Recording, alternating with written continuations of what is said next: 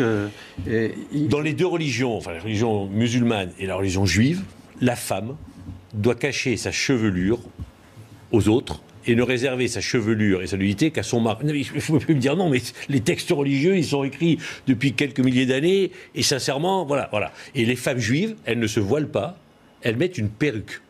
Mais le principe est le même. Elles ne veulent pas que quelqu'un d'autre que leur mari voie leurs vrais cheveux. Voilà. Et elles ont des perruques. Parce qu'elles disent, nous, on veut être neutre, on ne veut pas que ça sache, mais elles appliquent cette règle religieuse. Bon, c'est une règle... Excusez-moi, mais Hassan II a répondu déjà à cette analyse. Non, mais c'est une règle religieuse. Alors après, que les femmes musulmanes décident de se voiler pour cacher le cheveu, c'est leur responsabilité. Mais on peut pas dire que c'est pas lié à un fait religieux. Et dans un pays laïque comme le nôtre, la liberté absolue de conscience fait que c'est autorisé. Ça peut choquer, on peut être contre, mais la laïcité l'autorise, parce que la liberté absolue de conscience, c'est un principe fondateur de notre République. Voilà. Alors maintenant, que l'on soit interpellé par le fait que certaines pratiques religieuses posent des difficultés dans l'égalité homme-femme, oui.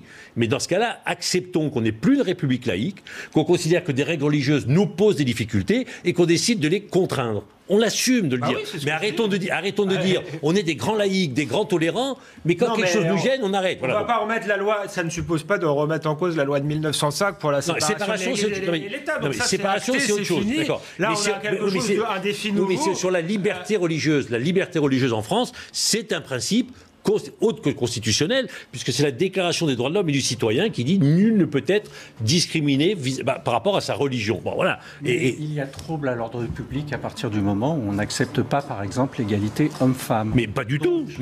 C'est l'expression d'un fait religieux. Donc on doit l'accepter. Ce n'est pas l'expression d'un fait religieux. Je regrette. C'est l'expression d'un fait politique. Mais pas du tout. Moi, par exemple, je prends des femmes de la religion juive pour bien montrer que c'est pas stigmatisé, qui, par exemple, n'ont pas le droit de me serrer la main. Parce que leur religion leur interdit.